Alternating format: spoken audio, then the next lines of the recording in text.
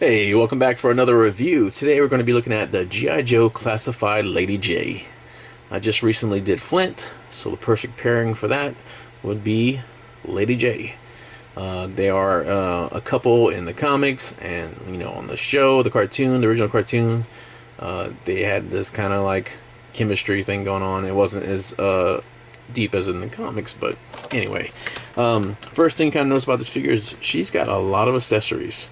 You can see her javelins in there, a couple of different little heads for that.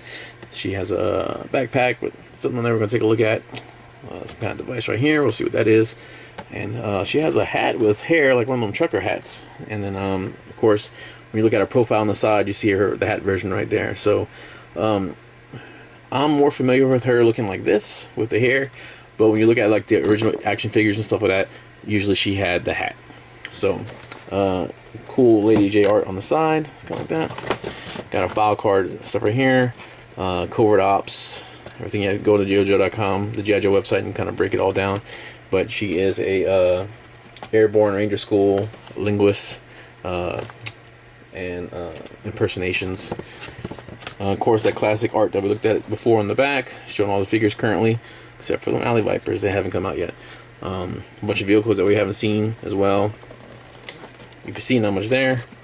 G.I. Joe star on the top, number 25. Alright, so let's go ahead and break open Lady Jaye and check her out. Alright, here's our Lady Jaye. And man, I like this figure. I really am impressed with this figure. I was hyped up for it when it was first announced with Flint. Just the pictures on it looked really, really good. And actually getting it in hand, it does not disappoint.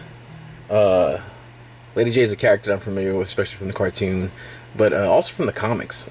She was a character in the comics, and I don't know if you've never read the G.I. Joe comics and stuff like that. Some of the ones from the early '90s and stuff like that.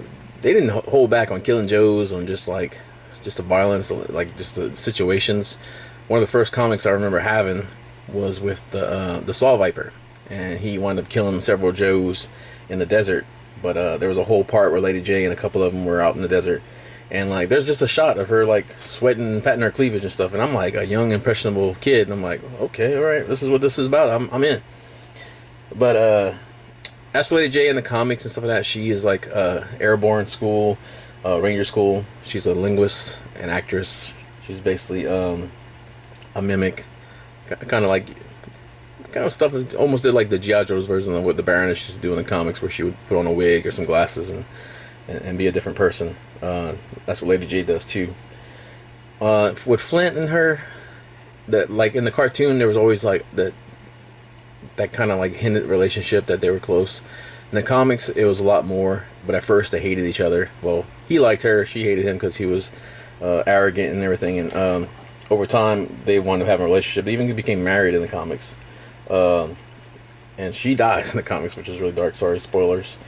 But that's in The Devil's Due, which is much later. She is killed when saving Flint, so she doesn't go out for nothing. She was like the first cartoon I think I remember her, or the first one she's in is the Pyramid of Darkness, is one of the early G.I. Joe ones. And like, if you haven't watched the old G.I. Joe cartoons in a while, they are a product of their time, but they're awesome.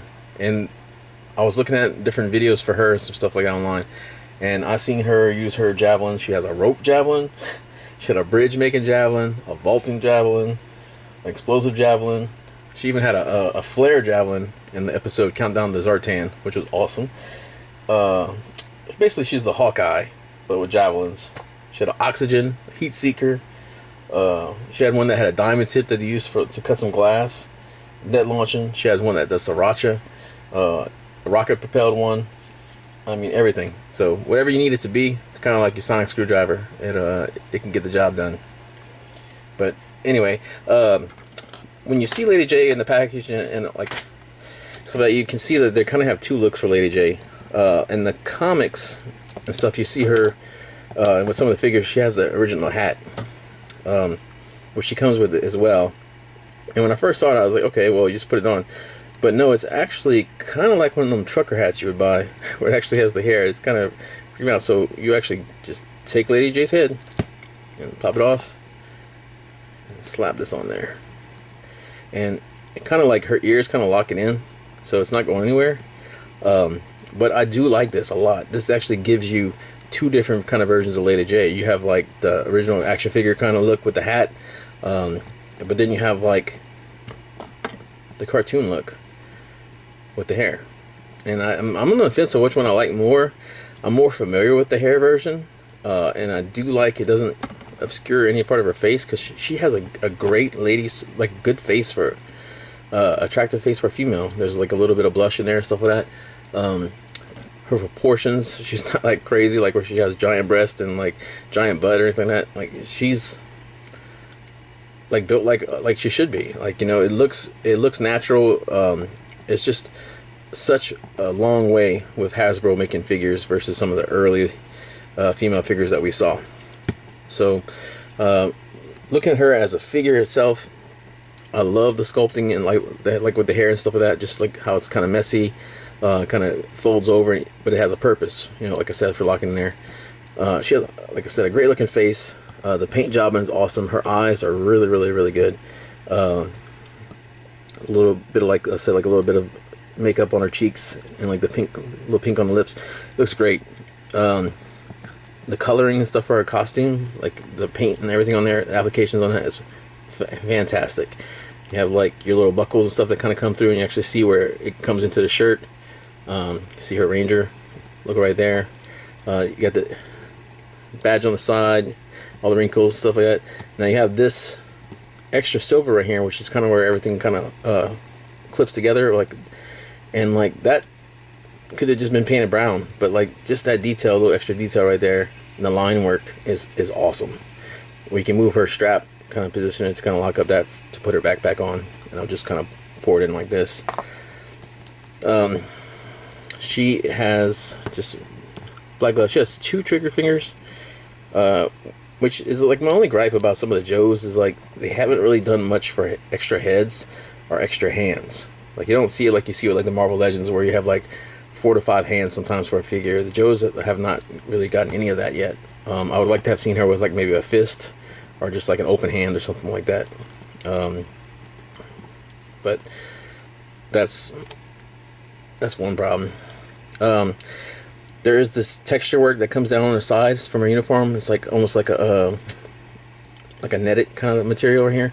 It feels different, it looks different, it's got some cool shading in it. It really like pops, it makes the figure just a little bit even better, and it kind of carries right here. Her belt, got the silver buckle right here, and then you can kind of see the belt loops, the brown, kind of wraps around, and just great detail. You got the wrinkles in here from her shirt, and the line work comes down on here. We get a little bit more of that netted right here. Just kind of line that up. The boots, they do have buckles and straps on them, stuff like that, which isn't painted. It's a minor nitpick because her black boots look really good, and they complement with her black gloves and stuff like that. So I'm not upset about that at all. Peg holes on the bottom. As for articulation, she can look up that far. The collar kind of blocks it, and I don't think it's going to matter. It's not going to matter which hair's tops on there. She can look down about that far. You know, you get your arm swivel. She does have bicep swivel. Now elbows, double jointed elbows, baby. Thank you, Hasbro. Like, this, it needs to be the norm.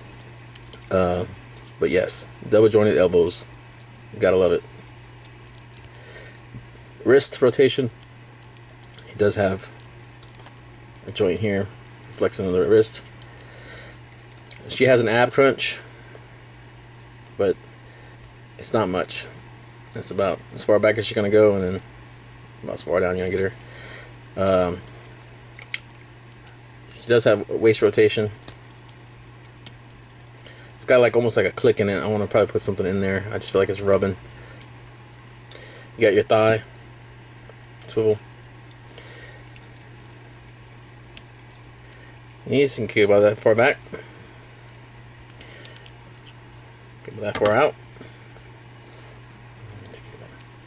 Nice kick in the front. She's got the calf swivel right here, and you got your ankle pivot, and no toe pivot, no toe joint right there.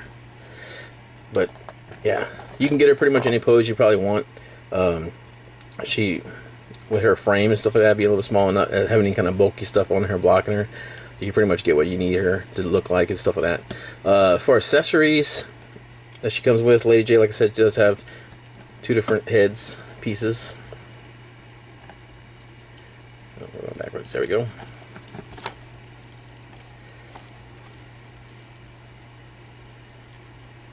What did I do here? All right. Yeah, that was going around. All right, so she has 2 different head pieces right here. So that's the first. You saw the one with the hat. Now she comes with this launcher right here. This is for her javelins. If you're not going to throw them like in the comics, this is actually a javelin launcher for her. Kind of goes right there to where basically your grip starts, and she can hold it in either hand or both hands because she's got 2 trigger finger hands like that.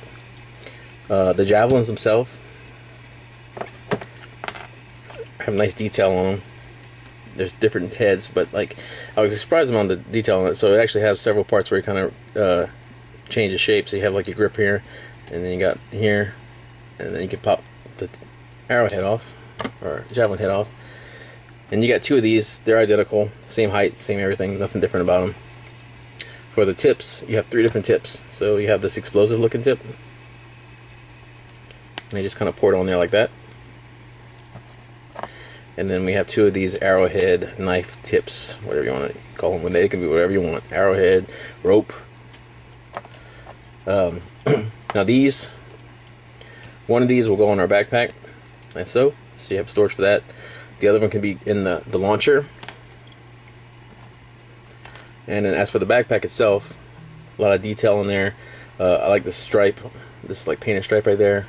She has this GoPro looking camera on the side of it that kind of comes up, and it does have a couple different ways you can kind of set it up and move it around.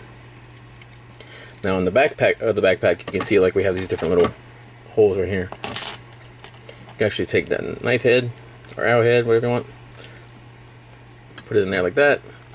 The explosive tip can go in here, and then that will all go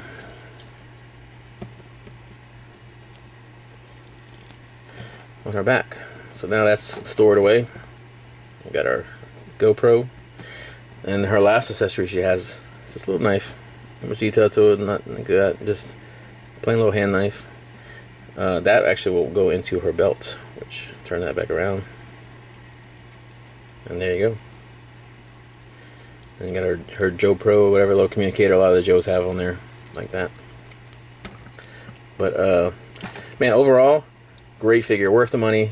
It's not very hard to find right now. This isn't a Cobra Island figure, so you have a pretty good chance of finding that like your local Walmart or Target, stuff like that. Pretty rather easy to get online. I actually had got 3 of them because I thought they were going to be kind of hard to get, but I had found one in store, and then I had 2 that I ordered that came in. I'm trying to get them in soon, but they all came around at the same time. So giving one away, and then I'm gonna figure out I'm gonna do something with the other one. This is her standing next to Flint, so pretty much, sorry, on pair with height. This is her standing next to the original Scarlet, so she's about the same, a little bit taller on her. Her height by herself, she's right above 6 inches. Yeah, right at 6 inches. So overall, great figure. 9 out of 10. I mean, I'm very pleased with everything about it. It's Lady Jaye. This is a character that I would gladly have on my Joe display and stuff like that. She is everything I remember from the cartoons and stuff like that, with all different little javelins and stuff. Just and having the ability to have that kind of 2 different looks for her is really awesome. I'm really eager to see what's down the road for G.I. Joe, but if they all come out looking something like this, and then we're going to have a great time. Thanks for watching.